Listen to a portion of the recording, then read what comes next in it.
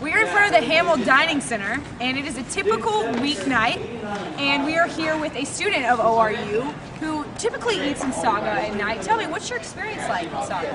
Well, it's a really good place. They have a lot of variety, and there's like 6 stations for like dessert, and there's like pizza every night.